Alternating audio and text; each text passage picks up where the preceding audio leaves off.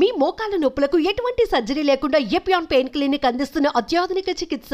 గుండె చప్పుళ్లలోని తేడాలను ఇట్టే పసిగట్టగల డాక్టర్ ఎవరు? మనందరికీ తెలిసిన, అందరూ ఇష్టపడే, మెచ్చుకునేటువంటి డాక్టర్ గోపాలకృష్ణ గోఖలే గారు ప్రస్తుతం మనతో పాటు ఉన్నారు. స్పెషల్గా చెప్పేది ఏముంది, హార్ట్ సర్జన్ ఆయన. ఒకసారి సార్తో మాట్లాడదాం. ఎందుకంటే రీసెంట్గా చూస్తున్నాము హార్ట్ అటాక్స్ చాలా ఎక్కువగా పెరిగిపోవటం. ఈ మధ్యలో అయితే 1-2 రోజుల్లో ఒక డాక్టరు, తర్వాత ఒక కానిస్టేబుల్, ఇలా మనకి తెలిసిన సర్కిల్లోనే చాలామంది రోజు చూస్తూ ఉన్నాం చనిపోవటం. ఎందుకు అలా జరుగుతుంది? ఈ మధ్యకాలంలో ఎందుకు ఎక్కువ చూస్తున్నాం? దీనికి కోవిడ్కి ఏమన్నా లింక్ ఉందా? లేదు కోవిడ్ వ్యాక్సిన్కి దీనికి ఏమన్నా లింక్ ఉందా? ఇలా రకరకాల డౌట్స్ అందరిలోనూ ఉన్నాయి. ఒకసారి డాక్టర్ గారితో మాట్లాడి క్లారిఫై చేసుకుందాం. సార్ నమస్తే అండి. నమస్కారం. సార్, దారుణమైనటువంటి చూస్తున్నాం సంఘటనలు. ఇట్లా చిన్న చిన్న పిల్లలు కూడా నుంచున్న చోటే టపామని పడిపోవటం, అప్పటికప్పుడే చనిపోవటం, ఏజ్తో సంబంధం లేకుండా చాలా చిన్న చిన్న వాళ్ళు కూడా చనిపోవటం. ఇవన్నీ చూస్తుంటే ఏంటంటే చాలా మంది చెప్పేది, సార్ కోవిడ్ తర్వాత ఇవి పెరిగిపోయాయి, కోవిడ్లో తీసుకున్నటువంటి వ్యాక్సిన్ ఇంకా ఎఫెక్ట్ చూపిస్తుంది వీళ్ళ మీద, ఎస్పెషల్లీ కోవిషీల్డ్ వ్యాక్సిన్ వల్లే అని. కొంతమంది ఏమో కాదు, అప్పుడు వచ్చినటువంటి కోవిడే ఇంకా ఎఫెక్ట్ చూపిస్తుందని కొంతమంది ఏమో ఇదంతా ఏం కాదు, ఇప్పుడు వస్తున్న రోజుల్లో స్ట్రెస్ తోటి ఇలా అవుతుంది అని కొంతమంది. కనీసం 2D ఈకోలో కానీ, లేకపోతే మనం ట్రెడ్మిల్ టెస్టుల్లో కానీ, వీటిల్లో కూడా ఏది ఎక్కడ చాలా రకాల టెస్టులు చేస్తారు కదా, వాటిలో ఎక్కడ కూడా ఏమీ లేకపోయినా కూడా సంఘటనలు జరుగుతున్నాయి. హార్ట్ స్ట్రోక్స్ వచ్చేసి చనిపోతున్నారు, హార్ట్ అటాక్స్ వస్తున్నాయి. ఎట్లా సార్, ఎందుకు అసలు ఇంతలాగా? ఇప్పుడు ఏంటంటే ఈ హార్ట్ అటాక్స్ అని ఎక్కువైనాయి, దాని గురించి డౌట్ లేదు అందుట్లో. ఓకే. రెండోది యంగర్ పీపుల్లో వస్తున్నాయి, ఎక్కువైనాయి, అది కరెక్టే. ఈ రెండింటిని మాత్రం కాంట్రవర్సీ లేదు. కాకపోతే ఎందుకు వస్తున్నది దాంట్లో చాలా ఓపెన్ డిస్కషన్ ఉంది. కానీ ప్రస్తుతం ఈ రెండు అయితే చాలా క్లియర్. ఇప్పుడు ఎంతో మందిని 30-35 ఏళ్ళను కూడా మనం హార్ట్ అటాక్ చూడటం, హార్ట్ వీక్ అయిపోవటం, ఒక్కోసారి మేము ట్రాన్స్ప్లాంట్ అవ్వటం, ఒక్కోసారి వాళ్ళు హాస్పిటల్కి వచ్చే స్టేజ్ లేకుండా కూడా ఇప్పుడు మీరు చెప్పారు చూసారా చనిపోవటం, ఇవన్నీ అయితే మాత్రం చాలా ఎక్కువైనాయండి. దీనికి ఇందాక మీరు అన్నట్టు ఏది కారణం అని చెప్పడానికంటే ట్రెడిషనల్గా ఏంటంటే మనం ఇంతకాలం చూసింది ఏంటంటే గత 50 ఏళ్ళుగా ఐడెంటిఫై చేసిన షుగర్ అను, బీపీ అను, కొలెస్ట్రాల్ అను, యూరిక్ యాసిడ్ ఎక్కువను, చాలా లావుగా ఉన్నారను, ఓకే, లేకపోతే ఫ్యామిలీ హిస్టరీ ఉందను, ఆ ఫ్యాక్టర్స్ ఉన్నాయి.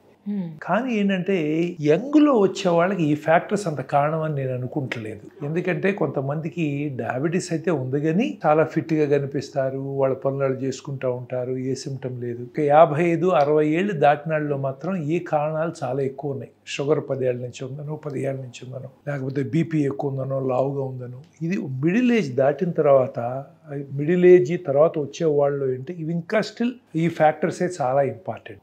యంగర్ జనరేషన్లో వచ్చే వాళ్ళకి ఏం జరుగుతుంది అనేది ఇప్పుడు మాకు కూడా అర్థం కాని పరిస్థితి. పూర్తిగా ఏమవుతుందంటే ఇప్పుడు ఈ మనకి ఈ కారణాలు చెప్తున్నాం కానీ major risk factors, minor risk factors అని ఇంకా చాలా ఫ్యాక్టర్స్ ఉన్నాయి. ఇంతవరకు మనకు కనిపెట్టలా. కొన్ని ఏంటంటే ఫర్ ఎగ్జాంపుల్ ఆల్ఫా లైపోప్రోటీన్ ఎక్కువ ఉందను, లేకపోతే సిఆర్పి ఎక్కువ ఉందను, లేకపోతే హోమోసిస్టిన్ ఎక్కువ ఉందను, ఇలాంటివి కొన్ని ఉన్నాయి. కొన్నిటికి మనకి హోమోసిస్టిన్ లాంటిదని కొంత ట్రీట్మెంట్లు ఉన్నాయి. ఇప్పుడు ఆల్ఫా లైపోప్రోటీన్లు ఎక్కువ ఉన్నాయి, సిఆర్పి ఎక్కువ ఉన్నాయి, వీటికి అసలు ట్రీట్మెంట్ లేదు. ఇవి ఎందుకు ఎక్కువ ఉన్నాయి, ఎక్కువ ఉంటే ఏం చేయాలి? అట్లాగే ఇప్పుడు దాకా ఏంటంటే గుడ్ కొలెస్ట్రాల్ని, బ్యాడ్ కొలెస్ట్రాల్ని క్లాసిఫై చేసి కాన్ఫిడెంట్గా చెప్పేవాళ్ళు, మీకు గుడ్ కొలెస్ట్రాల్ ఉంటే ఏం పర్వాలేదు, ఎంత ఎక్కువ ఉంటే అంత మంచిది అని. ఇప్పుడు సైన్స్లో తెలియదు ఏంటంటే గుడ్ కొలెస్ట్రాల్ కూడా ఒక 60 దాటితే వాళ్ళలో కూడా గుండె జబ్బులు రావచ్చు. సోకాల్డ్ గుడ్ కొలెస్ట్రాల్ కూడా. బ్యాడ్ కొలెస్ట్రాలే ఇప్పుడు 150-200 దాటితే అంటున్నాము, గుడ్ కొలెస్ట్రాల్ కూడా. అలా కొత్త కారణాలు వస్తున్నాయి. వీటిలో ఏమైందంటే ఇప్పుడు మనకి కోవిడ్ కూడా ఒక కారణమా అనేది డెఫినెట్గా డిస్కషన్ ఉంది. ఏమైందంటే కోవిడ్లో ఇప్పుడు హార్ట్ అటాక్ ఎందుకు వస్తుంది? రక్తనాళం నుంచి బ్లడ్ వెళ్తూ ఉండాలి. అది ఎందుకు దెబ్బతినచ్చు? రక్తనాళం వాళ్ళలో జబ్బు రావచ్చు, లేదా ఏంటి అందుట్లో మన ఫ్లో అయ్యేటువంటి రక్తంలో తేడాలు ఉండొచ్చు కదా. ఇంతకాలం మనం పైన ఈ రక్తనాళాల్లో డిపాజిట్ అయ్యే ఫ్యాట్ వీటి గురించి ఎక్కువ ఆలోచించాం. కానీ ఇప్పుడు రక్తం ప్రసరిస్తూ ఉంది, ఈ రక్తంలో కూడా తేడా వచ్చినప్పుడు క్లాట్స్ ఫామ్ అవ్వచ్చు. నాళాలు బాగుండొచ్చు, ఈ రక్తంలో కూడా థిక్ అయిపోయింది అనుకోండి, బాగా అవ్వచ్చు. ఇప్పుడు అట్లా కోవిడ్ టైంలో ఈ రక్తనాళాల ప్రాబ్లం కాకుండా రక్తం బాగా థిక్ అయిపోయి క్లాట్స్ ఫామ్ అవడం అనేది తెలుసు. ఎందుకంటే ఒకప్పుడు ఈ కోవిషీల్డ్తో కొన్ని ప్రాబ్లమ్స్ ఉన్నాయి. No doubt about it. Okay, నేను కూడా వేయించుకున్నా కోవిషీల్డ్, అది వేరే విషయం. ఆలోచించుకుని టెన్షన్ చేసి హెల్త్ పాడగొట్టుకోలేము మనం. ఇప్పుడు ఏమైందంటే ఇనీషియల్గా వచ్చినప్పుడు అందరం కూడా చాలా టెన్షన్లో ఉన్నాము. ఏదైనా దొరికితే చేయిద్దాం అనుకున్నాము. ఇంతకుముందు వ్యాక్సిన్స్ డెవలప్ చేయాలంటే 10 ఏళ్ళు 20 ఏళ్ళు 25 ఏళ్ళు పట్టేది ప్రూఫ్ రావటానికి. ఇప్పుడు మన కోవిడ్ వచ్చినప్పుడు మన టైం ఉంది 6 నెలల్లో వ్యాక్సిన్స్ వచ్చినాయి. Correct sir. ఇప్పుడు సోకాల్డ్ టెక్నాలజీతో వచ్చినాయి, కానీ వాటి సైడ్ ఎఫెక్ట్స్ వాటికి ఉంటాయి.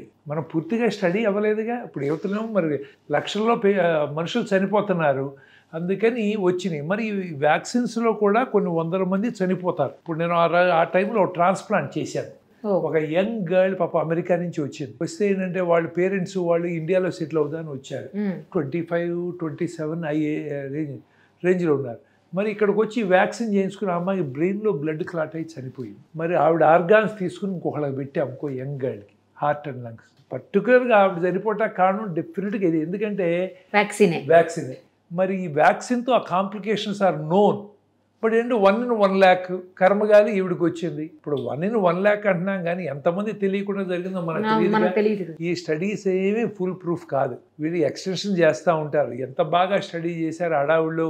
కోవిడ్లో బయట రోడ్డు మీద రావటాకే జనాలు భయపడ్డారు, తల్లిదండ్రుల దగ్గరికి వెళ్తా భయపడ్డారు. ఈ స్టడీస్ ఎంత బాగా జరిగినాయి. ఇవన్నీ ఏంటంటే ఓవరాల్గా గుడ్ ఫెయిత్తో జరిగినటువంటి. ఇప్పుడు మనం ఏంటంటే వాళ్ళు తప్పు చేశారు అంటాం కాదు, దానివల్ల చాలామంది కూడా బ్రతుకుంటారు. మరి అది కౌంటుకు రాదు. ఏదైనా చనిపోయినప్పుడు అవి బయటపడతాయి. అట్లాగే అప్పుడు అప్పుడు కోవిడ్ రాకుండా బ్రతకడం ఇంపార్టెంట్. మరి ఆ వ్యాక్సిన్స్తో ఇప్పుడు సైడ్ ఎఫెక్ట్స్ వస్తే వాట్ కెన్ వి సే? ప్రతి మెడిసిన్ సైడ్ ఎఫెక్ట్ ఉంటాయి. హార్ట్కి సంబంధించి కొన్ని మెడిసిన్స్ ఇస్తాం, సడన్గా చనిపోకుండా ఇస్తాం. కానీ ఆ మెడిసిన్ వలన థైరాయిడ్ ప్రాబ్లమ్స్ రావచ్చు, బ్లాక్ కలర్ వస్తుంది, లంగులో తేడాలు వస్తాయి. బతుకుంటే బలుసాక్ అని మనం ఆ స్టేజ్లో బ్రతకడానికి ప్రయత్నం చేసాం. మరి వాటి ఎఫెక్ట్స్ ఒక్కొక్కటి బయటపడతా ఉంటాయి. So it is possible. అంటే సమ్ స్టడీస్ ఉన్నాయి, కాకపోతే ఏంటంటే ఈ రోజుల్లో అన్ని స్టడీస్, నేను ఏ స్టేజ్కి వచ్చానంటే నాకు పర్సనల్గా ఈ ఎక్స్పీరియన్స్ ఉంటే తప్పితే అన్నీ నమ్మలేని స్టేజ్కి వచ్చాయి. ఎందుకంటే అన్ని స్టడీస్ రిలయబుల్ కాదు. ఓ రోజు ఇది మంచిది అంటారు, తర్వాత స్టడీస్ ఇది చెడు అంటున్నారు. మరి ఏం చేయాలి? మధ్యలో మేము ప్రాక్టీస్ చేయాలి కదా. మరి మంచిగా పడదీస్తాం, చెడు వచ్చినప్పుడు స్లో చేస్తాం. ఏదైనా తొందరపడకుండా చేయాలి. బట్ ఆ వ్యాక్సిన్ టైంలో అది ఎసెన్షియల్. అన్ని గవర్నమెంట్స్ ప్రపంచంలో అన్ని చోట్ల కూడా ప్రజలను బ్రతికించుకుంటాం ఎలా అని మీకు తెలుసు కదా. జనాలకు స్పేస్ లేక రోడ్డు మీద బడి తెచ్చిపోయారు. బెడ్ కావాలంటే ఎంత కష్టం అయ్యేదో మనకు అందరికీ తెలుసు. దొరకలేదు. ఇన్ఫ్లుయెన్సులు, మినిస్టర్ల ఇన్ఫ్లుయెన్సులు, డాక్టర్ల ఇన్ఫ్లుయెన్స్ ఎంత చేసినా కూడా దొరకని పరిస్థితి ఉంది. అందుకని వాటన్నిటికీ కొన్ని సైడ్ ఎఫెక్ట్స్ ఉంటాయి, నో డౌట్. ఆ సైడ్ ఎఫెక్ట్స్ మనం కొంత సఫర్ అవుతున్నాము. కాకపోతే దీని మూలాన ఈ సైడ్ ఎఫెక్ట్ ఖచ్చితంగా చెప్పలేము. కొంతమందికి లంగ్ ప్రాబ్లమ్స్ వచ్చినాయి, కోవిడ్లో బ్రతికిన వాళ్ళు ఉన్నారు. ఇప్పుడు లంగ్ ట్రాన్స్ప్లాంట్ చేయాల్సిన పరిస్థితితో కొంతమంది ఉన్నారు. సో అందుకని అంటే కోవిడ్ కొంతవరకు కారణం, there is no doubt about it. ఆ జబ్బులో చనిపోయిన వాళ్ళందరూ కూడా కోవిడ్ కంటే కూడా బాడీ హైపర్ రియాక్ట్ అయింది. ఇప్పుడు మనం కొంతమంది ఇలా అన్నాం అనుకోండి, కొంచెం వాపు వస్తుంది, బాగా వాపు వచ్చింది అనుకోండి, అది పర్సనల్ ఎఫెక్ట్. ఇప్పుడు అట్లాగే పెన్సిల్తో కొన్ని లక్షల మంది బతికారు, కొంతమంది 100 మంది చనిపోయారు. అది ఎందుకది? పెన్సిల్ ఫాల్ట్ కాదు, బాడీ ఎలా రియాక్ట్ అవుతుంది దేనికైనా మనకు తెలియదు. Each individual is different. Same medicine మన డిఫరెంట్, కానీ మెడిసిన్ అన్ని మానేస్తే మనకి ఏం మెడిసిన్స్ ఉంటాయి? ప్రతి మెడిసిన్ కూడా ఒక పాయిజన్. మరీ ఎసెన్షియల్ అయితే తప్పితే వాడకూడదు. సరైన డోసులో, తక్కువ డోసులో వాడితే కానీ పనిచేయదు. సో ఎంత మంచి మెడిసిన్ కూడా పాయిజన్. అందుకే చెప్తా, జనాలు వచ్చి మా అక్కడ నొప్పులు ఎక్కడ నొప్పులు అంటారు. అమ్మ, నొప్పులు ప్రతి వాడికి ఉంటాయి, బ్రతుకున్న వాళ్ళకి. మాకు నొప్పులు ఉంటాయి. అన్నిటికీ మందులు వాడద్దు. మీకు జీవన శైలికి ఏమైనా ఇబ్బంది వచ్చింది, లేదు ఏదో గుండె జబ్బు లేదా బ్రెయిన్లో ప్రాబ్లం ఉంటే మనం ట్రీట్మెంట్ చేయాలి, కానీ ఇక్కడ నొప్పి అక్కడ నొప్పి అంటే సర్దుకుపోవటం బెటరు, మందుల కంటే అది బెటర్ అని చెప్తా ఉంటారు చాలామందికి. సో అట్లా ఏంటంటే కోవిడ్ మూలాన ప్రాబ్లమ్స్ ఉన్నాయి. కోవిడ్ వ్యాక్సిన్తో I'm sure there are problems. ఎందుకంటే పర్ఫెక్ట్ స్టడీస్ జరగలేదుగా. కాకపోతే మరి అప్పుడు మనం అవన్నీ చేయాల్సి వచ్చింది. అవే కారణమా లేకపోతే ఎంత కారణం మనం ఎట్లా చెప్పగలం? ఇప్పుడు స్ట్రెస్ ఉంది, స్ట్రెస్ ఎంతమందికి స్ట్రెస్? ప్రతి వాడు we are all working under too much stress. 100%. ఇప్పుడు అట్లాగే మన తిండి ఉంది, తిండి మరి అన్నీ కూడా కెమికల్స్తో వచ్చినాయి. ఈ కెమికల్స్ ఎఫెక్ట్ ఎక్కడ చదివామండి? ఇప్పుడు ఈ కెమికల్స్తో వచ్చి మీరు వాడద్దు అంటే అమెరికా లాంటి కంట్రీసే ఇప్పుడు ఆర్గానిక్ పాడు ఆ మాటలు మాట్లాడకుండా బాబు, నిజంగా దానికి వెళ్తే అది దానికి ఖర్చు ఎక్కువ, ఖర్చు ఎక్కువ, ఈల్డ్ తక్కువ, మరి ఫుడ్ కాస్ట్ పెరుగుతుంది, ప్రజలందరికీ మళ్ళీ కాస్ట్ పెరుగుతుంది. కాస్ట్ ఆఫ్ లివింగ్ ఇప్పుడు ఈ మాత్రం తినగలిగే వాళ్ళు కూడా మరి ఇప్పుడు 10 రూపాయలు అనేది 100 రూపాయలకి అమ్మాల్సి వస్తుంది. ఎంతమంది తినగలరు? అందుకని అమెరికా లాంటి కంట్రీస్లోనే చాలా మంది చెప్తారు ఆర్గానిక్ ఇవన్నీ మనం ఏంటంటే సొసైటీకి ఎక్కువ మందికి ఎలా చేయగలం అనేది కనుక చూస్తే ఆర్గానిక్ ఇవన్నీ వర్కౌట్ అవ్వవు, ఎక్కువ మందికి లార్జ్ స్కేల్ అవ్వదు. మరి కెమికల్స్ ఎఫెక్ట్స్ ఏంటి? మరి ఇప్పుడు ఇంతకుముందు ఎంత చేసినా కూడా మనకు అర్థం అవ్వాల్సింది ఏంటంటే యావరేజ్ లైఫ్ స్పాన్ పెరిగింది. ఇంతకుముందు 40 ఏళ్ళు 42 ఏళ్ళు ఉన్నాడు, ఇప్పుడు మన దేశంలోనే దాదాపు 73-74 ఏళ్ళు యావరేజ్ లైఫ్ స్పాన్ పెరిగింది ఇన్స్పైట్ ఆఫ్ ఆల్. సో ఓవరాల్గా గుడ్ ఎక్కువ ఉంది, కొన్ని సైడ్ ఎఫెక్ట్స్ ఉంటాయి, మనం అర్థం చేసుకోవాలి. సో అందుకనంటే ఇండివిజువల్ లెవెల్లో చేయాల్సిందే కానీ మనం స్ట్రెస్ అలా తగ్గించుకోవాలి, మనం ఎట్లా వర్క్ చేసుకోవాలి అనేది మనం పనిచేయాలి. గవర్నమెంట్గా ఇప్పుడు సపోజ్ మీకు వారానికి 1 రోజు సెలవు అన్నారు, ఇప్పుడు సాఫ్ట్వేర్ వాళ్ళకి 2 రోజులు సెలవులు ఇచ్చారు, అయినా హార్ట్ అటాక్లు వస్తున్నాయి వాళ్ళకి. మిగతా 5 రోజులు చాలా కష్టపడుతున్నారు కదండి. మరి ఎన్ని రోజులు సెలవులు ఇవ్వగలరు వాళ్ళు? ఇవ్వలేరు కదా. ఇప్పుడు అట్లాగే బాబు సెల్ ఫోన్లు మానేయండి, టీవీలు మానేయండి అంటే మనం ఒక పక్కన చెప్తున్నాం, ఒక్కొక్కడం 2 సెల్ ఫోన్లు పెట్టి తిరుగుతున్నారు. నేను కూడా తిరుగుతున్నాను. మరి వాటి సైడ్ ఎఫెక్ట్స్ ఏంటి? ఎవరు స్టడీ చేస్తారు? ఇంటి పైన పెడితే మనకి వాటి మూలాన చాలా రేడియేషన్ వస్తుంది. వాటి ఎఫెక్ట్ ఏంటి? క్యాన్సర్స్, కొన్ని క్యాన్సర్స్ దాని మీద వస్తున్నాయని ఉంది. And it's probably true also, some brain cancers అలాంటి దాని మూలన వస్తున్నాయి అని. అందుకని ఏంటంటే హార్ట్ అటాక్స్ వస్తున్నాయి, చనిపోతున్నారు. వీటన్నిటికీ తగ్గించాలంటే ఏంటంటే ఈ స్పీడ్లో చాలా కష్టం. అందుకనే మనం తినే ఆహారం జాగ్రత్తగా చూసుకుంటాం, మనం చేయగలిగేది కొంత స్ట్రెస్ తగ్గించుకుంటాం, కొంత ఎక్సర్సైజ్ చేయటం, మరి ఇన్సూరెన్స్లు తీసుకుంటాం, చేయగలిగేవే తప్ప ఇప్పుడు నిజంగా ఈ సడన్ డెత్ని ఆపగలమా అంటే నాకైతే ఆపలేమని అనిపిస్తుంది. అంటే in the next few years ఒకసారి ఇప్పుడు ఏమైందంటే ఇప్పుడు అమెరికా వెళ్ళామనుకో, మనలాగా స్ట్రెస్ పడరు, మనలాగా ఏంటి పరిగెత్తా ఉండరు. ఎందుకంటే ఎకానమీ స్టెబిలైజ్ అయిందండి. ప్రతి వాడికి ఫుడ్ ఈజ్ ఎష్యూర్డ్, ప్రతి వాడికి హెల్త్ కేర్ ఈజ్ ఎష్యూర్డ్, ప్రతి వాడికి రీజనల్ లైఫ్ ఈజ్ ఎష్యూర్డ్. వాడి పని చేయకపోయినా ఇచ్చే ఫండ్స్తోనే హాలిడేస్ కూడా వెళ్ళొస్తాడు, కారు కొనుక్కుంటాడు. మనాడు పని చేస్తుంది లేదు. అందుకని ఏంటంటే ఈ స్పీడ్ ఆఫ్ గ్రోత్లో మనం ఇప్పుడు వరల్డ్ నెంబర్ 4 ఏది జీడిపిలో వీటంట్లో చూస్తే అవుతున్నాం లేదా? బిలియన్స్ దాడుతున్నామా లేదా? మరి ఇప్పుడు 3కి వెళ్ళాలి, 2కి వెళ్ళాలి. మనం ఆ 2కి వెళ్ళిన తర్వాత ఏమన్నా అందరికీ కూడా సరిపడా ఫుడ్ దొరుకుతుంది.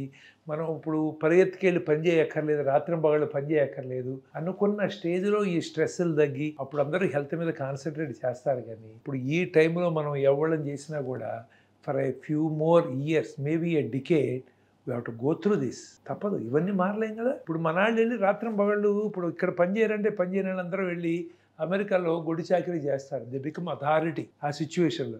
అమెరికాలో వాళ్ళు చేయరు. ఆస్ట్రేలియా వాళ్ళు, యూకే వాళ్ళు మన ప్రేమతో తీసుకుంటున్నారా? లేదు.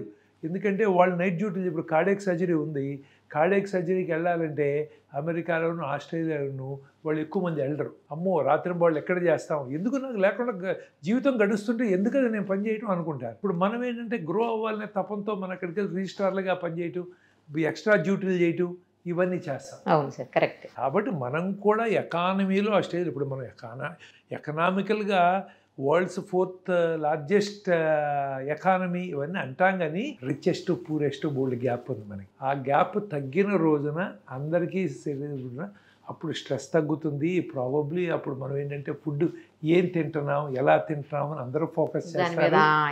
అదే అందరూ హెల్త్ కాన్షియస్ అవుతారు. ఈ లోపల ఏదో మనకి ఇప్పుడు ఇంకొకటి ఏంటంటే మనకి బేసిక్గా ఏషియన్స్, ఎస్పెషల్లీ మనకి ఇండియన్స్కి రక్తనాళాలు చాలా చిన్నవి. ఉన్న ప్రాబ్లం రక్తనాళాల్లో జబ్బు అన్నాము, రక్తం క్లాట్ అవుతుంది, అందుట్లో ప్రాబ్లం వస్తుంది, స్మోకింగ్ మూలన లేకపోతే కోవిడ్ వీటన్నిటి మూలన వస్తుందన్నాము. పైగా పైప్ సైజులు కూడా చిన్నవి మనకి. వాళ్ళకి ఇంత పైప్ ఉందనుకోండి, ఇంత పైపులో 50% బ్లాక్ అయినా మంచి ఫ్లో ఉంటుంది. ఇప్పుడు సైజ్ ఎంతే ఉందనుకోండి, 50% అయితే ఫ్లో అవటానికి ఏముంది అక్కడ. సో అందుకని మనం we are genetically more prone than others. So we are actually running against so many factors.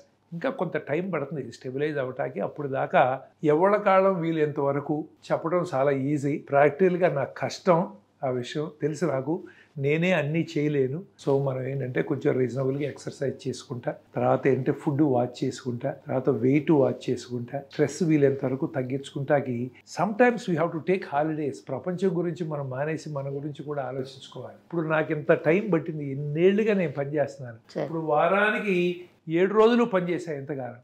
ఇప్పుడు ఒక 5 రోజులు 6 రోజులు తగ్గించాలని జనవరి నుంచి ట్రై చేస్తున్నా. ఇన్నేళ్ల తర్వాత ఈ పడికి లోపల కాలిపోవాల్సినవి కాలిపోయి ఉంటాయి కదా. అయ్యో సార్, అంటే ఏడాదిలో కనీసం 5-6 రోజులన్నా తగ్గిద్దామని. We have to slow down. అదే మా పిల్లలు అనుకోండి, వాళ్ళు ఇట్లా పరిగెత్తవు, they already started slowing down. అంటే వాళ్ళు 40-45 ఏళ్ళు వచ్చేటప్పటికి వాళ్ళు, నేను ఇప్పుడు 60s దాటిన తర్వాత అనుకునే వాళ్ళు 45 అనుకుంటారు. So they will remain healthy. అది మరి నేను ఇందాక అన్నట్టు ఎకానమీ, థాట్ ప్రాసెస్, కంఫర్ట్స్ ఇవన్నీ మారాలి కదా, అందుకని వస్తాయి అన్నమాట. సో అందుకని life has become very stressful, there is no doubt about it. But unless we take extra time to cut down stress చేయాలి. ఇప్పుడు మీరు ఏమంటారంటే అందరం వచ్చి మనం చాలా ఈజీ చెప్పటం, మీరు మెడిటేషన్ చేయండి, ఎక్సర్సైజ్ చేయండి అని అంటాం. కానీ ఏమవుతుందంటే నేను ఇన్నేళ్ల నుంచి 35 ఏళ్ళ నుంచి ప్రాక్టీస్ చేస్తున్నాను హార్ట్ సర్జరీ. 85 అంటే ఇప్పుడు ఏంటి 40 ఏళ్ళు, యాక్చువల్లీ 40 ఏళ్ళు అయినా కూడా నాకు అన్నీ తెలుసని నేను కాన్ఫిడెంట్గా చెప్పలేను. నేను there is so much I don't know. ప్రతిరోజు నేర్చుకుంటానే ఉంటాం, కాన్ఫరెన్స్లకు వెళ్తాం, ఇంకా టెక్నాలజీస్ నేర్చుకుంటాం. మరి అటువంటిప్పుడు నువ్వు సడన్గా మానేసి నేను ఈ స్ట్రెస్ తగ్గించేసుకోవాలి, మెడిటేషన్ చేస్తాను కూర్చుంటే వస్తుందా? దానికి కూడా కొన్ని సంవత్సరాలు ప్రాక్టీస్ చేస్తే మనం స్ట్రెస్ని తగ్గించుకోగలం. ఓవర్ నైట్ సడన్గా తినేసి కూర్చుంటే స్ట్రెస్ తగ్గదు, మనకి తగ్గదు. కూర్చుంటే 10 నిమిషాలు కూర్చుంటే మనకి మెడిటేషన్ వచ్చేస్తుంది అనుకో. మరి యోగిలు వాళ్ళు కూడా మేము కార్డియాక్ సర్జరీ ఎలా ప్రాక్టీస్ చేస్తున్నామో 30 ఏళ్ళు 40 ఏళ్ళు ప్రాక్టీస్ చేసి ఒక స్టేజ్కి వస్తున్నారు. అందుకని మనం ఏంటంటే స్లో అవటం కూడా చాలా ప్రాక్టీస్ చేయాలి. రిలాక్స్ అవటం అనేది మర్చిపోయాము మనం. ఇప్పుడు మనం భోజనం చేస్తున్నా సెల్ ఫోన్లు మోగితే చూసుకుంటూనే, ఇప్పుడు అది కాదు రష్యాకిను యుక్రెయిన్కి ఏం జరుగుతుంది, ఏం అవసరం వాడితో మనకి. అయినా అంటే కొంత నాలెడ్జ్ ఉండాలి, జనాలు అనొచ్చు ఈడేంటి ఎలా అంటాడని, ప్రపంచం తెలియాలి. నేనేమన్నా చేయగలనా? భోజనం చేసినప్పుడు కూడా ఏమైంది, అమెరికా, ఇరాన్, ఇజ్రాయెల్ ఏం జరుగుతుందంటే అన్నం తినేటప్పుడు. బట్ అలా అయిపోయింది లైఫ్. ఆపలేకుండా ఉన్నాను, నేను కూడా ఆపలేకుండా ఉన్నాను. సరే రిలాక్స్ అవటం అనేది మనం నేర్చుకోవాలి. అందుకని చిన్నప్పటి నుంచి పిల్లల్నేమో ఐఐటీలు అని పరిగెత్తిస్తున్నాము, వాళ్ళని కూడా కొంచెం ఆడుకుంటాకి రిలాక్స్ అవటం చేయాలి. అది మనం వాలంటరీగా చేస్తే తప్ప ఏ ఫ్యాక్టర్, కొంతమందికి స్ట్రెస్ ఇంపార్టెంట్, కొంతమందికి ఫుడ్ ఇంపార్టెంట్, కొంతమందిలో డయాబెటీస్ ఇంపార్టెంట్. మనం ఏదో ఒకటి పని చేస్తూ ఉంటే తప్పితే నిజంగా మనం తగ్గించలేమండి. We're going to see more and more media. ఎందుకంటే మనకి అవేర్నెస్ పెరిగింది కదా, ఏమైనా జరిగితే హార్ట్ అటాక్ వచ్చిందని ఇప్పుడు మీరున్నారు, మీకు అవేర్నెస్. ఇంతకుముందు ఏమైనా చనిపోతే ఎవరిని పట్టించుకునేవాడు. సో అందుకని ఏంటంటే మనం ఫ్యూ మోర్, నేను అనుకుంటున్నాను at least another decade we are going to this, ఇది ఎపిడమిక్ ఆఫ్ దిస్ థింగ్ అండి. ఇప్పుడు నుంచి జనాలు కొంచెం రిలాక్స్ అవడం నేర్చుకుని కొంచెం వాళ్ళ హెల్త్ జాగ్రత్తగా చూసుకుంటా మనం ఓకే, మనం అన్నిటికీ పరిగెత్తద్దు అని అనుకుంటే, నేను చెప్తున్నాను కదా నాకు 35 ఏళ్ళు పెట్టాడు కార్డియాక్ సర్జరీ ప్రాక్టీస్ చేసిన. I want to slow down. నేను లేకపోతే ప్రపంచం ఆగదు, నాకు తెలిసి ఆ విషయం. బట్ మనం ఎంతసేపు మనం లేకపోతే ప్రపంచం ఆగిపోతుంది, ఫ్యామిలీ కొంపలు మునిగిపోతాయి అనుకునే ఫాల్స్ ఒపీనియన్లో పరిగెత్తున్నాము. So we need to relearn lot of things. Younger people, younger they start, they are going to stay healthy, probably enjoy the fruits better. కానీ నాకు డౌట్ ఏంటంటే సార్, మీరు స్ట్రెస్ తోటి అన్నారు, ఓకే నేను కూడా అది ఒప్పుకుంటాను, స్ట్రెస్ వల్ల చాలా ప్రాబ్లమ్స్ వస్తాయి. పిల్లల్లో స్ట్రెస్ ఏంటి, పిల్లలు ఎందుకు మరి? ఏమండి ఈ రోజుల్లో పిల్లలకు ఉన్న స్ట్రెస్ తల్లిదండ్రులతో, టీచర్స్తో తక్కువ అండి. ప్రాబబ్లీ వాళ్ళకి స్ట్రెస్ తక్కువ ఉండేది వాళ్ళ గ్రాండ్ పేరెంట్స్తోనేమో అని నాకు ఇప్పుడు అనిపిస్తుంది. Grand son నావు. సో అందుకని ఏంటంటే మనం వెనకేసుకు వస్తాం కాబట్టి వాళ్ళ గ్రాండ్ చిల్డ్రన్ అనుకుంటా. కానీ ఎంత స్ట్రెస్ అండి పిల్లలకి, ప్రతిదానికి కంపేర్ చేస్తాం. పిల్లల్లో సూసైడ్స్ ఎన్ని పెరిగినాయి, మార్కులు రాలేదని. మొన్న మధ్య కదండి, ఇప్పుడు ఈ ఇయర్ లాస్ట్ ఇయర్ ఉంటాను, ఏదో మెడికల్ కాలేజీలో సీట్ రాలేదని సూసైడ్. అయ్యో 10th క్లాస్ ఫెయిల్ అయితే సూసైడ్. నేను ఏంటంటే చాలా స్ట్రెస్. వాళ్ళకి చిన్నపిల్లలుగా ఉండట్లేదు కదా మనం నువ్వు అది అవ్వచ్చు ఇది అవ్వచ్చు అన్నీ చేస్తున్నాం. I have gone through this. నేనేమి చేయలేదు అవతల చెప్పట్లేదు, నా ప్రాక్టికల్ లైఫ్ ఎక్స్పీరియన్స్తో చెప్తున్నాను. We have done that. We have put children under lot of stress. We are keeping them under stress. వాళ్ళు హాయిగా ఆడుకుంటాకి, వాళ్ళ మైండ్లో ఎక్స్ప్రెస్ చేయటానికి కూడా మనం టైం ఇవ్వట్లేదు కదా. అందుకేనంటే ఉన్నాయి, బట్ అవే కాదు ఇంకా ఫ్యాక్టర్స్ ఉన్నాయి. ఇప్పుడు వాళ్ళ ఫుడ్, మనతో పాటు వాళ్ళు అదే ఫుడ్ తింటారు. అట్లాగే పిల్లలు గుండె జబ్బులు ఉంటాయి చిన్నపిల్లల్లో. మనం అందరికీ టెస్టులు చేయించాం కదా. ఇప్పుడు వాటిని బాగా, ఇప్పుడు నేను చెప్పానని చెప్పి ఎవరే నువ్వు డాక్టర్ గోఖలే చెప్పాడు, నువ్వు ఈ నుంచి చదువు తగ్గించు, బయటికి వెళ్ళి 1 గంట పరిగెత్తన్నా అనుకో, ఒక టపాన్ చనిపోయాడంటే వచ్చి తిడతారు నన్ను. ఎందుకంటే ఇప్పుడు పిల్లల్లో కూడా కొన్ని గుండె జబ్బులు ఉంటాయి. వాళ్ళు ఎక్సర్సైజ్ చేసేటప్పుడు స్ట్రెస్లో ఉన్నప్పుడు అట్లా అయిపోతాయి. కొన్ని జబ్బులు ఉన్నాయి. అందుకని అమెరికా లాంటి వాటిలో అంటే స్కూల్ కాంపిటీషన్స్కి వెళ్ళే ముందర వాళ్ళకి టెస్టులు చేస్తారు. బై బర్త్ తేడా, హైపర్ట్రోఫిక్ కార్డియోమయోపతి అని ఉంటారు, అయోటిక్ స్టెనోసిస్ అని కొన్ని జబ్బులు ఉంటాయి. అట్లాగే హార్ట్లో ఇంకా కొన్ని మయోపతి, ఒక్కోసారి వైరల్ ఇన్ఫెక్షన్స్ ఎంత కామన్. మనం లేటెస్ట్ ట్రీట్మెంట్లు తీసుకొస్తున్నాం, కానీ నేచర్ ఏంటి, ఏదో రకంగా చంపాల్సిందే కదా మనని. మరి చైనాలో వుహాన్లో వైరస్ అనండి, కోవిడ్ అనండి, ఇలాంటి ఎన్ని వస్తున్నాయో మనకు తెలియదుగా. ఇప్పుడు మనం యాంటీబయాటిక్స్తో బ్యాక్టీరియా రెసిస్టెంట్ కొత్త బగ్స్ వస్తున్నాయి. We are also contributing to it. వాటితో మరి హార్ట్లో కొంతమంది మయోపతిలు వచ్చి హార్ట్ వీక్లు అయి ఉండొచ్చు, వాళ్ళు సడన్ గా చనిపోతారు. అందుకంటే మనం బాగా కనిపిస్తున్నాడు కాబట్టి ఇటు బాగున్నాడు, పిల్లడు కాబట్టి చాలా బాగున్నాడు అని అనుకుంటే లేదు. ఇప్పుడు తల్లిదండ్రులకి ఎర్లీగా హార్ట్ ప్రాబ్లమ్స్ వచ్చినప్పుడు వాళ్ళ కొలెస్ట్రాల్ లెవెల్ 10 ఏళ్ళు 12 ఏళ్ళ నుంచి చెక్ చేయాలి వాళ్ళకి. ఇప్పుడు అట్లా మల్టిపుల్ ఫ్యాక్టర్స్ ఉంటాయి. వీటన్నిటిలో మనం నోటీస్ ఎక్కువ చేస్తున్నాము. మనం మరి అన్హెల్దీ హ్యాబిట్స్ ఎక్కువ అయిపోయినాయి. ఇప్పుడు కష్టపడటం అనేది అంటే physical activity helps health better than mental activity. మరి ఇంతకుముందు ఫిజికల్ యాక్టివిటీ ఉండేది, ఇప్పుడు లేదు. అట్లా అని చెప్పి వాళ్ళు చనిపోయేవాళ్ళు. ఇప్పుడు ఇంతకుముందు లైఫ్ స్పాన్ తక్కువ ఎందుకు ఉందంటే వైరల్ ఇన్ఫెక్షన్స్ వచ్చి చనిపోయేవాళ్ళు, బ్యాక్టీరియల్ ఇన్ఫెక్షన్స్ చనిపోయేవాళ్ళు. ఇప్పుడు అవి కాకుండా మనం ఎక్కువ కాలం బ్రతుకుతున్నారు. వాళ్ళు దీంతో చనిపోతున్నారు. 65-75 మధ్యలో వస్తేనేమో హార్ట్ జబ్బులు చచ్చిపోతున్నారు. 75 దాటితేనేమో క్యాన్సర్స్తోనూ, లేకపోతే డీజనరేటివ్ ఆల్జీమర్స్, లేకపోతే చూసేవాళ్ళు లేకో వాడితో చనిపోతున్నారు కదా. ఏదో రకంగా ఒక స్టేజ్ దాటితే వస్తుంది. కాబట్టి ఏంటంటే మనం ఐ థింక్ ఇప్పుడు వీ నీడ్ టు, ఇప్పుడు మోడీ గారు yoga, he's trying to promote his best because they are good. ఇప్పుడు అట్లా అని చెప్పి మోడీ గారికి ఎంత స్ట్రెస్ ఉంటుంది, అంతే కదా. ఇప్పుడు మందంతా స్ట్రెస్ ఎంత అండి. ఇప్పుడు అక్కడ అపోజిషన్ నుండి చుట్టూ యుద్ధాల నుండి దేశాన్ని బాగు చేయాలని ఒక తపన, మనం బాగు చేయాలి, కంట్రీని ముందర తీసుకెళ్ళాలి. ఎందుకంటే మన ఈ కంట్రీ ఇన్ని 75 ఏళ్ళు దాటిన తర్వాత కూడా ఉన్నామంటే దానికి కారణం మన లీడర్సే. మరి మంచి లీడర్స్ మనం చేయాలనుకుంటే ఒక్క leader can change lakhs of peoples lifes. That is what is happening now కదా. మరి బాగు చేయాలని అందరి కోసం అంతా ఆయనకి స్ట్రెస్సే కదా. ఇప్పుడు మెడిటేషన్ చేయిస్తే ఏంటి, ఆయన మెడిటేషన్ ఆయన చేసుకోవచ్చు. ఇప్పుడు యోగా చేస్తే హెల్త్కి మంచిది. It's proven. యోగా చేస్తే అంటే ఒక అరగంట వాకింగ్ చేసినట్టే, ఒక అరగంట యోగా చేస్తే జాయింట్ పెయిన్స్ ఉన్నాయి, కదలలేవు, అవి చేస్తే ఈక్వల్ బెనిఫిట్ ఉంది.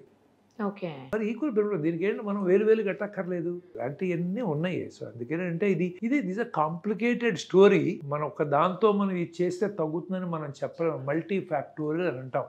మీకు పని చేసి నాకు పని చేయదు, నాకు పని చేసిన ఆయనకి పని చేసి మన ముగ్గురికి పని చేయింది, ఇంకోటి పని చేస్తుంది. అందుకంటే మల్టిపుల్ యాంగిల్స్లో మనం చూస్తా మనం కరెక్ట్ చేస్తున్నామా, we can improve it or not. ఇప్పుడు మేము సర్జరీ చేస్తున్నాం, ఈ పేషెంట్ అరే మనం ఆ టైం చేస్తే ఇదే ఆపరేషన్ చేస్తే పాపం మనం సేవ్ చేయలేకపోయాం, ఈ పేషెంట్ అదే ప్రాబ్లం ఎలా సేవ్ చేయొచ్చు అని we do lot of ground work. మేము దేవుళ్ళం కాదు కదా. ఇప్పుడు ఆపరేషన్ చేస్తే కొంతమంది చనిపోతారు, చేయకపోతే బాగుండేవారంటే మనకేం తెలుసు, తెలియదు కదా. So we try to improve our results, try to do more. అట్లాగే అంటే ఈ విషయాల్లో కూడా how you can take care of our results. Sir మరి కొంతమందిలో టెస్టులు చేయించుకుని 2D ఈక్వలెంట్ టెస్టులు చేస్తారు కదా సార్, ఆ టెస్టులు చేయించుకున్నా కూడా అందులో ఏమీ లేకపోయినా చనిపోయే పరిస్థితులు వస్తుంది. చనిపోతారు. ఎందుకంటే ఇప్పుడు నేను అన్నాను సార్ మల్టీ ఫ్యాక్టర్లని. సార్ ఆయన సిగరెట్ తాగడు, ఆల్కహాల్ తీసుకోరు, రోజు పూజ చేసుకుంటాడు, ఒక గంట పూజ చేస్తే చెప్పిన డాక్టర్ అలాగే ఏ హ్యాబిట్ లేదు, అదే చేసుకుంటాడు, ఇవన్నీ అంటారు. అయినా ఎందుకు వస్తుందంటే బోల్డ్ మనకు తెలియని రీజన్స్ ఉన్నాయన్నమాట. అట్లాగే ఇప్పుడు ఈ ఎకోలు, ఈసీజీలు ఒక 20 ఏళ్ల తర్వాత ఏనా డాక్టర్ అది ప్రిమిటివ్ టెస్టులు చేసేవారు, ఇంత సింపుల్ టెస్ట్ పైన ఎలా పెడితే తెలిసిపోతుంది అనేది టెస్టులు వస్తాయి. ఇది డెవలప్ అవుతాయి అనమాట. హార్ట్ అటాక్ వచ్చి హార్ట్ దెబ్బతింటేనే ఈసీజీలోను ఎక్కువలోనూ కొంత ఐడియా ఉంటుంది. ఓకే, అందుకని ట్రెడ్మిల్ టెస్ట్ కంపల్సరీ. చాలామంది ఏంటంటే ఈ చిన్న వాటిలో లిపిడ్ ప్రొఫైల్, ఈసీజీ, ఎక్కువ హీమోగ్లోబిన్ చెక్ చేసి అంతా బాగున్నారు కాదు. నిజంగా హార్ట్ చేయాలి, టీఎంటీ అన్నా మినిమం చెయ్యాలి. టీఎంటీ చేస్తే అది కూడా 100లో 50-60 మందికి తేడాలు చూపిస్తుంది. మిగతా 50-60 మందికి గుండె జబ్బున్నా చూపించదు. అందుకనే డాక్టర్ ఉన్నాడు మధ్యలో. ఎందుకంటే చూసి లేదండి మాకు కొంచెం డౌట్గా ఉంది, మీరు సిటీ స్కాన్ చేయించండి, లేకపోతే మీరు యాంజియోగ్రామ్ చేయించండి, లేకపోతే న్యూక్లియర్ స్కాన్ చేసి అంటాం. అవి కూడా 99% పర్ఫెక్ట్. ఏంటి ఆ టెస్టులు చేసినా చూసేది ఎవడు మనిషి కదా. ఇప్పుడు ఏఐ వస్తుంది మనకి. ఏఐ వచ్చినప్పుడు ఏమవుతుందంటే నా ఎక్స్పీరియన్స్ 100 మందిలో ఉంది, నేను మళ్ళీ ఒక సంవత్సరం అయితే మర్చిపోవచ్చు. ఏఐ మర్చిపోదు. ఆ 100 మందిని కలెక్ట్ చేస్తుంది. 101 వాడిని ఆ యాంగిల్లో కూడా చూస్తుంది. ఎందుకంటే it is going to make things even better. టెస్ట్లు బాగున్నంత మాత్రాన డాక్టర్ దగ్గరికి వెళ్ళి వచ్చాం బాగున్నాడు, అడిగిన డాక్టర్ పనిమాలిన డాక్టర్ ఇవాళ చచ్చిపోయాడు మొన్నే చూసాం అంటే అది డాక్టర్కి లిమిటేషన్స్ ఉన్నాయి, మనిషి కదా, టెస్టులకి లిమిటేషన్స్ ఉన్నాయి. అందుకని 3-4 టెస్టులు చేస్తే వాటి సెన్సిటివిటీ పెరుగుతుంది 50 నుంచి 60. ఒకే టెస్ట్ చేస్తే 20% ఉంటాం, 6 టెస్టులు చేస్తే 80%. కానీ అందరికీ అన్ని 6 టెస్టులు చేయలేరు కదా సార్. ఎప్పటికప్పుడు ఈల్డ్ తక్కువ. మనం సొసైటీలో అందరికీ సిటీ స్కాన్లు యాంజియోగ్రాములు చేస్తే ఏమవుతాయి? ఇప్పుడు అందుకని అమెరికా లాంటి దగ్గరికి వెళ్తే వాళ్ళకి సిటీ కొనరీ యాంజియో చేయాలంటే 3 నెలలు 4 నెలలు పడుతుంది, పర్మిషన్లు ఇవ్వరు. వాళ్ళందరూ ఇక్కడికి వచ్చి ఊరిని పొద్దున్న వచ్చి మధ్యాహ్నం చేయించుకుని నెక్స్ట్ డే వెళ్ళిపోతారు టెస్ట్లు. ఎందుకంటే మన దగ్గర ఈ లిబరేటెడ్ సొసైటీలో డబ్బులు కడితే వాడికి టెస్ట్ అవుతుంది. అక్కడ వాళ్ళకి చాలా ఖరీదు ఆ టెస్టు. ఇన్సూరెన్స్ ఆడు పర్మిషన్ ఇవ్వాలి, ఇన్సూరెన్స్ ఆడు చూస్తాడు నీకేం డయాబెటీస్ ఉందా, నీ వెయిట్ ఎక్కువ ఉందా, కొలెస్ట్రాల్ ఎక్కువ ఉందా, హార్ట్ అటాక్ వచ్చిందా, ఓకే అయితే వెళ్ళి చేయించు, లేకపోతే నీకు ఇవ్వనయ్యా నేను. ఎందుకంటే ఇన్సూరెన్స్ ఆడు ఏం చేస్తాడు, వాడు డబ్బులు సేవ్ చేసుకోవాలిగా, ఈజ్ డూయింగ్ బిజినెస్. సో అందుకని ఏంటంటే మనం టెస్టులు చేసి నార్మల్ అన్నంత మాత్రాన గ్యారంటీ లేదు మనకి. ఆ ఓన్లీ థింగ్ అంటే మనం ఒక 60% పాసిబిలిటీ లేదంటాం. మరి ఆ 100లో 40 మంది గుండె జబ్బు ఉంది, మేము మిస్ అవుతున్నాం. ఇవన్నీ ఇప్పుడు ఏఐ అలాంటివి వచ్చినప్పుడు సెన్సిటివిటీ పెరుగుతుంది, కొంత హెల్ప్ చేస్తాయి. కాకపోతే వాటితో హామ్ ఏంటో మనకు తెలియదుగా. ఇప్పుడు ఫుడ్ లేని రోజులు కెమికల్స్ వేసి ఎకరానికి 10 బస్తాలు బదులు 40 బస్తాలు చేసాం. వాటి ప్రాబ్లం ఏంటో ఇప్పుడు ఫేస్ చేస్తున్నాం. అట్లాగే ఏఐతో ప్రాబ్లమ్స్ రేపు పొద్దున్న వచ్చి మరి అవన్నీ మనకంటే స్మార్ట్ అయిపోయి ఏ ఆపరేషన్ నువ్వు కాదు కూర్చో, నువ్వు కింద ఊడు లేకపోతే సామాన్లు కడుగు నేను ఆపరేషన్ చేస్తాను అంటే ఏమో తెలియదు. నేను ఆపరేషన్ చేసిన సామాన్లు నువ్వు కడిగంటే కడగాల్సిందే నేను. అలా ఉంటాయి అనమాట. సో బై కానీ యాక్చువల్లీ మరి ఏదన్నా సిమ్టమ్స్ని తెలుసుకొని జాగ్రత్త పడేదానికన్నా ఆప్షన్ ఉందా సార్? ఉంటాయి, కానీ 25-30% of heart attacks happen silently. సడన్గా నిద్ర సరిపోతారు. అంటే ఇవన్నీ చేస్తే మనకు డిప్రెషన్ వస్తుంది, కానీ మనం స్టిల్ ఏంటంటే అందుకని అంటాం చెస్ట్ పెయిన్ వచ్చినా మెడలో పెయిన్ వచ్చినా కొత్తగా 40 ఏళ్ళు దాటిన వాళ్ళకి ఇంతకుముందు బాగా నడవగలుగుతున్నావు, 4 అడుగులు వేస్తుంటే ఇంతకుముందు లాగా నడవలేకపోతున్నావు, ఆయాసం వస్తుంది, లేదు ఇక్కడ మంట అనిపించినా బాబు అది గుండె జబ్బు ఏమో ఎక్స్క్లూడ్ చేయండి అంటాం. అలా వచ్చిన వాళ్ళలో ఒక 10-15% గుండె జబ్బులు ఉంటాయి. మిగతా 85-90 మంది గుండె జబ్బులు కాదు. ఈ gastric irritation, muscle pain, bone pain ఉంటాయి. కాకపోతే ఇవి ఎక్స్క్లూడ్ చేయడానికి బోల్డ్ టెస్టులు చేయాలి. అందుకని ఒక సిమ్టమ్ ఉంది, కానీ ఆ సిమ్టమ్ ఓన్లీ గుండెకి స్పెసిఫిక్ ఏమి ఉండదు. ఇక్కడ పెయిన్ వచ్చిందంటే స్కిన్లో ప్రాబ్లం రావచ్చు, పైన మజిల్లో కింద మజిల్లో రావచ్చు, బోన్లో రావచ్చు, హార్ట్ బయట ఉన్న ఈసోఫాక్స్ ఇంటెస్టైన్స్ వాటిలో రావచ్చు, గుండెలో కూడా కావచ్చు. కాకపోతే అవన్నీ చంపవు కాబట్టి దీనికి కొంచెం టెస్టులు చేస్తాం. కానీ చాలాసార్లు డాక్టర్లు కూడా నేను బాగున్నాను, ఎక్సర్సైజ్ చేస్తున్నాను, నా డయాబెటీస్ లేదు, నాకు గుండె జబ్బు ఎందుకు వస్తుంది, ఏదో ప్యాన్ వేసుకుని లాగుతారు, టప్పని అయిపోతారు. సో ఏం డాక్టర్లకి ఏమీ ఎక్సెప్షన్ లేదు. చాలాసార్లు డాక్టర్లు కూడా ఇదే ప్రాబ్లం. కొంతమంది పేషెంట్స్ వస్తారు, సార్ మేము డాక్టర్ దగ్గరికి వెళ్ళాం సార్, గుండె జబ్బు నీకేమీ లేదయ్యా బాగుందన్నారు, యాంజియోగ్రామ్ చేయండి సార్ అని అడిగాం. యాంజియోగ్రామ్ వద్దన్నాడు సార్ డాక్టర్ గారు, అయినా మేము ఇన్సిస్ట్ చేసాం, యాంజియోగ్రామ్స్ ఇన్ని బ్లాక్లు ఉన్నాయి, మనం మీ దగ్గరికి సర్జరీకి వచ్చామంటారు. సో అది కూడా చూస్తాం మేము. సో అందుకని ఓవరాల్గా ఏంటంటే యూనిట్లో కొంత ఫిలసాఫికల్గా వెళ్ళి మనం ఆరోగ్యం జాగ్రత్తగా ఉంటాం, మనం కొంత స్లో అవటం, కొంత టైం మనకంటూ మనం కేటాయించటం. ఓకే, మనం చేసేది కూడా మనం ఒక్కొక్కసారి మనం ఇంట్రోస్పెక్ట్ చేసుకుంటాం. ఇలాంటివి చేసుకుంటూ ఉంటే ఓవరాల్గా సొసైటీ ఇంప్రూవ్ అయ్యే కొద్దీ ఇవి కూడా తగ్గుతాయి తప్ప అప్పుడు అమెరికాలో ఇంత తొందరగా జరగవు. 30-35 ఇయర్స్కి వాళ్ళకి ఈ ప్రాబ్లం లేదు. వాళ్ళకి ప్రాబ్లం ఎందుకంటే మరి వాళ్ళు ఐఎమ్ షూర్ పొల్యూటెడ్ ఫుడ్ తింటున్నారు, కాకపోతే పొల్యూషన్లో వాళ్ళ రెస్ట్రిక్షన్స్ ఎక్కువగా. మనం ఏదైనా చేయొచ్చు. ఆర్ఎంపీ నా పక్కనే ఆర్ఎంపీ ప్రాక్టీస్ చేసి మొన్న ఎవరో వేశారు, ఎక్కడో అహ్మదాబాద్లోనో ఎక్కడో 800 గుండె ఆపరేషన్ చేశాడని చెప్పారు. వాడు సర్జరీ చేయలేదు, స్కిన్ ఇన్జెక్షన్ ఇచ్చాడు, వాడి దగ్గరికి 300 మంది వెళ్ళాడు, 3 సంపాదించాడు, 3 పేరుంది, చివర పట్టుకుని జైల్లో వేశారు. నా పక్కనే ప్రాక్టీస్ చేయొచ్చు, మనం ఏదైనా చేయొచ్చు ఈ దేశంలో కదా. అదే మందులు ఇవ్వటానికి మేము ఎస్టేట్ చేస్తాం, ఆర్ఎంపీ ఎంపీలు రాసేస్తారు. సో కాబట్టి నేను అనేది ఏంటంటే వీటిలో మన దేశంలో డ్రగ్స్ ఉంది, మన దగ్గర ఉన్న డ్రగ్స్ అన్నీ కూడా FDA అప్రూవ్ రావు. ఎందుకు మరి? వాళ్ళకి చాలా స్ట్రిక్ట్ స్టాండర్డ్స్ ఉంటాయి వాళ్ళకి. మన దగ్గర ఆ స్టాండర్డ్స్ లేవు. యూరోప్లో కొంచెం తక్కువ స్టాండర్డ్స్, అందుకని మన మందులు కొంచెం యూరోప్లో తొందరగా అవుతాయి. బట్ అమెరికాలోకి వెళ్ళిన డ్రగ్ అంటే బోల్డ్ స్టాండర్డ్. వాళ్ళు వస్తారు, ఇన్స్పెక్ట్ చేస్తారు, ఇరదీస్తారు, బోల్డ్ ఇన్స్పెక్షన్లు, ఒప్పుకోరు, ఇన్ని ఉంటాయి.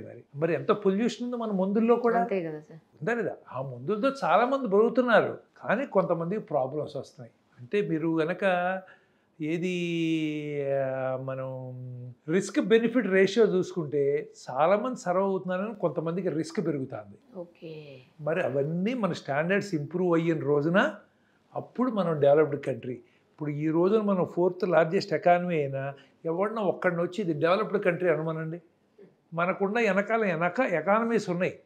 ఇప్పుడు ఐ థింక్ లండన్, ఫ్రాన్స్ ఇవన్నీ behind us, but they are developed countries, we are not developed countries. ఆ స్టాండర్డ్స్ రాలేదుగా. సో అందుకని ఆల్ దిస్ ఓవరాల్గా స్టాండర్డ్స్ మనుషుల థింకింగ్లోను, ప్రాసెస్లోను, ఇంప్లిమెంటేషన్ థింకింగ్ పెరిగిన రోజున then they will start coming down. ఇప్పుడు 30-35 ఏళ్ళ హార్ట్ అటాక్లు అమెరికాలో రావండి, రావు. వాళ్ళు పిల్లలు ఉన్నారు, మరి వాళ్ళకి కొన్ని టెస్టులు చేస్తున్నారు, మన దగ్గర జరగవు. అందుకని ఏంటంటే ఇది all there is a system problem, there is a human problem. ఇవన్నీ కూడా ఏంటంటే మనం ఓవర్ నైట్ దీనికి ఇది మనం చేస్తే వెంటనే రికవర్ అవుతాము అన్నట్టు ఉండదు. ఇవన్నీ ఆలోచించాలి. తెలియని చాలా ఉన్నాయి, మనకే కాదు, అమెరికాలో మనుషులు కూడా ఎక్స్పోజ్డ్, తెలియనాటికి ఎక్స్పోజ్ అయ్యారు. But they are able to control. వాళ్ళ హార్ట్ అటాక్స్ పెరగట్లేదే, వాళ్ళ హార్ట్ అటాక్స్ తగ్గుతున్నాయి, మనవి పెరుగుతున్నాయి. అందుకని ఇవన్నీ కూడా నేను అన్నట్టు మనం ప్రతి దాంట్లో ఫుడ్ దగ్గర నుంచి, స్ట్రెస్ దగ్గర నుంచి, అవన్నీ చాలా ఫ్యాక్టర్స్ డెఫినెట్గా కాంట్రిబ్యూట్ చేస్తున్నాయండి. There is no doubt about it. డెఫినెట్గా కాంట్రిబ్యూట్ చేస్తున్నాయి. క్వాంటిఫై చేయలేము దాన్ని, అన్నిటినీ క్వాంటిఫై చేయలేము. System improve. ఇప్పుడు ఇంతకుముందు హార్ట్లో వాల్వ్ ప్రాబ్లమ్స్ వచ్చాయి, రొమాటిక్ వాల్వ్స్ అని వచ్చాయి. రొమాటిక్ ఫీవర్ నుంచి గొంతు నొప్పి వచ్చి పూర్ సోషియో ఎకనామిక్ స్టేటస్లో ఉన్నప్పుడు వాటి నుంచి హార్ట్ దెబ్బతినేది. వాటికి వాల్వ్లో మారుస్తూ ఉండేవాళ్ళు, జబ్బులు ఉండేవి అనమాట. ఇప్పుడు ఎకానమీ ఇంప్రూవ్ అయినా రొమాటిక్ ఫీవర్ తగ్గిపోయింది. వీ హార్డ్లీ గెట్ ఆ వాల్వ్ పేషెంట్స్. అది మేము చూస్తున్నాం కాబట్టి మాకు తెలుసు.